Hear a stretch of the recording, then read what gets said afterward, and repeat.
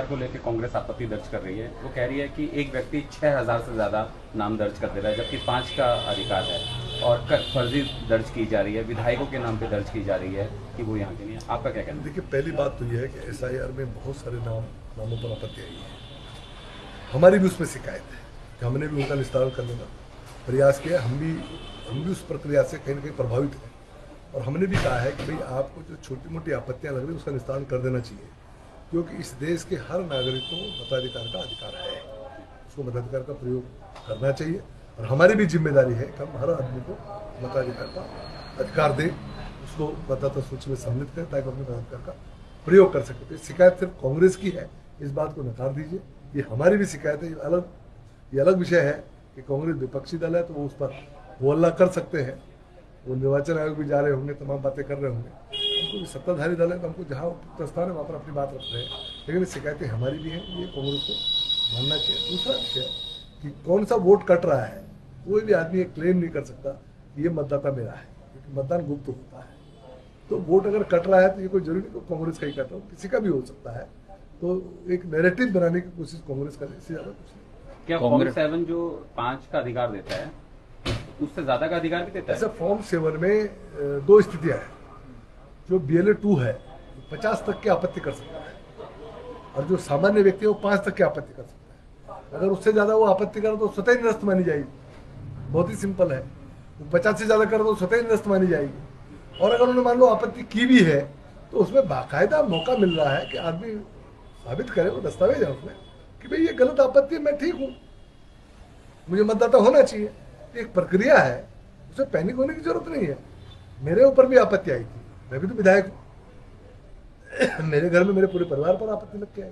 आपके ऊपर किस तरीके की आपत्ति लगाई है? ये था कि जो मेरे पिताजी का नाम है, चंद्रमोहन मेरे पिताजी का नाम है, तो उसमें जो मुझे लिख के आया था, वो लिख के आया था कि इस नाम पर 6 से अधिक लोगों ने क्लेम किया है पिता के नाते। ठीक है, उसमें क्या 6 से अधिक बच्चे नहीं होने चाहिए, ऐसा करके है उसमें, ये तो आपको प्रमाण देने पड़ेंगे। उस पर आपत्ति लगी, फिर जब मुझ पर आपत्ति लगी तो मेरे बच्चों पर भी आपत्ति लग गई, तो हमारे पूरे परिवार पे आपत्ति लगी। फिर हम जाके BLO से बात की, हमने जो भी दस्तावेज थे वो दिया, उसका निस्तारण हुआ। तो इसी प्रकार अगर कहीं पर कोई आपत्ति लगी भी है, जैसे विधायक जी का भी नाम आ रहा है, तो ठीक है ना, अपने प्रमाण देंगे, अपना डॉक्यूमेंट देंगे और उसका निस्तारण होगा, उसमें क्या दिक्कत है। कांग्रेस का यही कहना है कि जैसे बीजेपी से जो आपत्तियां लग रही हैं उसका निस्तारण कर रहा है इलेक्शन कमीशन, लेकिन कांग्रेस की जो शिकायत है उसकी सुनवाई नहीं हो रही है। नहीं, गलत नैरेटिव बना रहे हैं, क्योंकि वहां पर जो BLO बैठा हुआ है, सरकारी बैठा हुआ है, साथ में BLA 2 कांग्रेस का भी और बीजेपी का भी बैठा हुआ है मौके पर। अब अगर उनके BLA 2 ठीक से काम नहीं करे तो उसमें मैं कुछ नहीं कह सकता, उनके कार्यकर्ता ठीक से काम नहीं करते तो उसमें मैं कुछ नहीं कह सकता। लेकिन बाकायदा ये सिस्टम बना हुआ है कि हर पार्टी का एक BLA 2 है जो BLO के साथ में बैठा हुआ है, वहाँ पर वोटों का जो पुनरीक्षण हो रहा है उसको देख रहा है, उसको वॉच कर रहा है, वहाँ पर ठीक प्रकार से काम कराने का प्रयास कर रहा है। तो कांग्रेस को अपने कार्यकर्ताओं को बात करनी चाहिए कि भाई अगर आप ठीक से काम नहीं करोगे तो ठीक से काम करवाएं, लेकिन पूरी बाकायदा व्यवस्था है।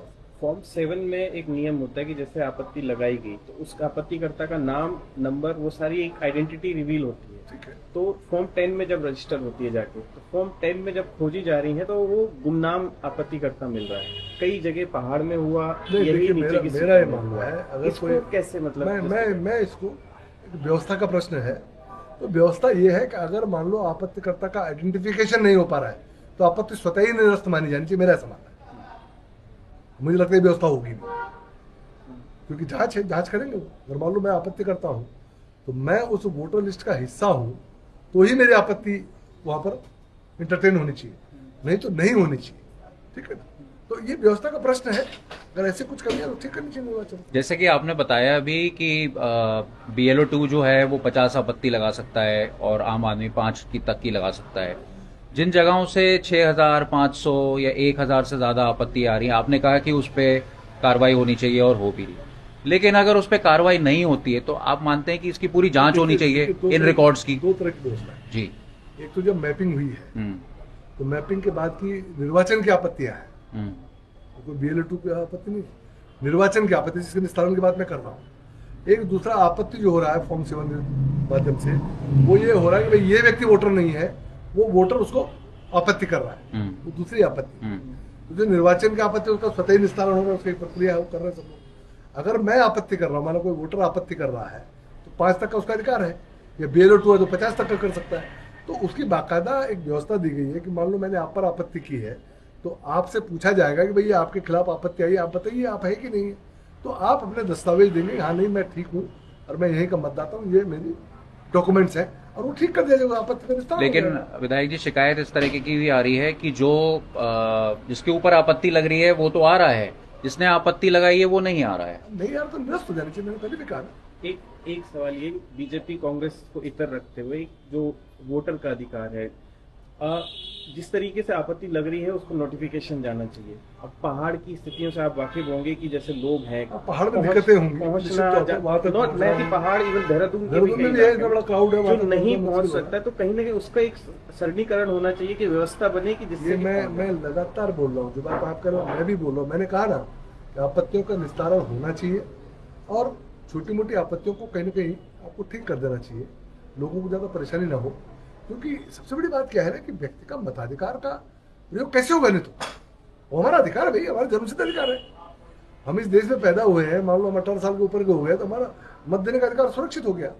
तो सुरक्षित हो गया तो जब वोटर लिस्ट में नाम होगा तभी तो मैं दूंगा। इस पूरे देश की जिम्मेदारी है, पूरे सिस्टम की जिम्मेदारी है, क्योंकि निर्वाचन इसको देख रहा है, इसको सरकार डायरेक्ट में देखती है। तो निर्वाचन की भी जिम्मेदारी है कि कोई भी इस देश का नागरिक है वो मत देने से वंचित न रहे। आप जानते हैं कि हम लोग जब वोटिंग होती है, जब चुनाव आते हैं, तो बाकायदा अभियान चलाते हैं जिससे मतदान, बाकायदा सरकारी स्तर पर अभियान चलते हैं। अगर लोग मतदाता ही नहीं बने होंगे तो वोट कहाँ से देंगे। तो मेरी भी ये आपत्ति है, और मैं चाहता हूँ इसका समाधान करना चाहिए, तो थोड़ा सरलीकरण होना चाहिए। एक सवाल और कि जैसे SIR के तहत एक जागरूकता ये भी बड़ी, लोग अपने अपने इलाकों में अपना नाम रजिस्टर करवाएं।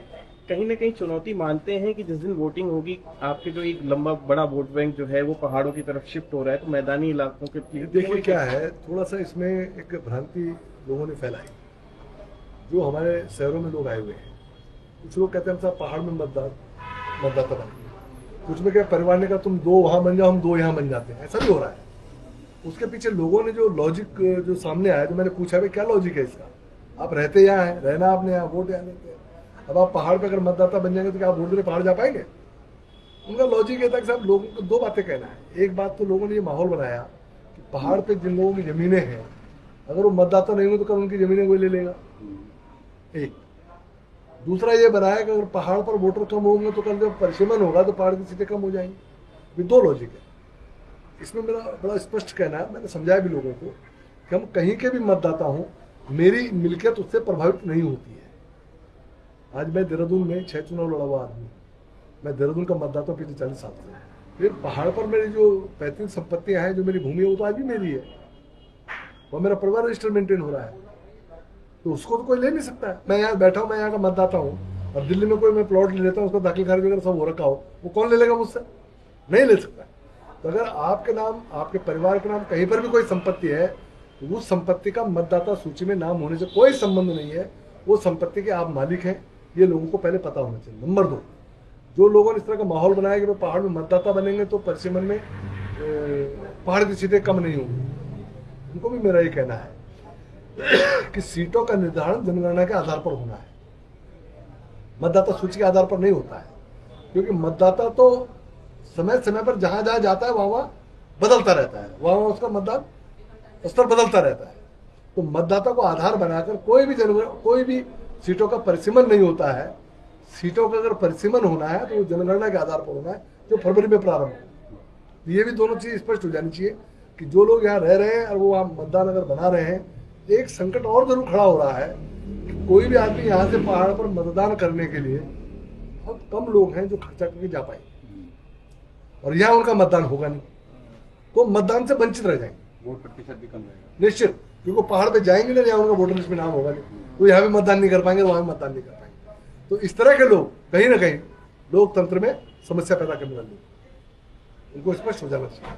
तो ये पार्टी फोरम पे आपने रेज किया, क्योंकि जिस तरीके से उत्तराखंड की डाइवर्सिटी है कि SC जो ST ट्राइबल जो एरिया में, उसमें ब्राह्मण भी, ठाकुर भी हैं, तो वो एरिया बेसिस पे कहीं ना कहीं एक वो भी भ्रम है कि एरिया बेसिस के जरिए अगर वोट वहां नहीं होगा तो फिर वो एक जो रिजर्वेशन है उसको अफेक्ट उसका कोई वोटर, मैंने कहा ना कि वोट से इस बात का कोई संबंध नहीं है। आज दिल्ली में बैठा हुआ एक आदमी, बरसों से दिल्ली में बैठा हुआ है, डोमिसाइल जो पौड़ी से बनाता है तो डोमिसाइल तो बनता है ना। बात परसेप्शन, यही परसेप्शन गलत गया, नैरेटिव गलत जा रहा, परसेप्शन गलत बन रहा। लोगों ने शुरू में गलत गाइड किया लोगों को, लेकिन अब लोग धीरे धीरे समझ रहे हैं और वापस भी आ रहे हैं। बहुत सारे लोगों ने वापसी के फॉर्म भरे हैं।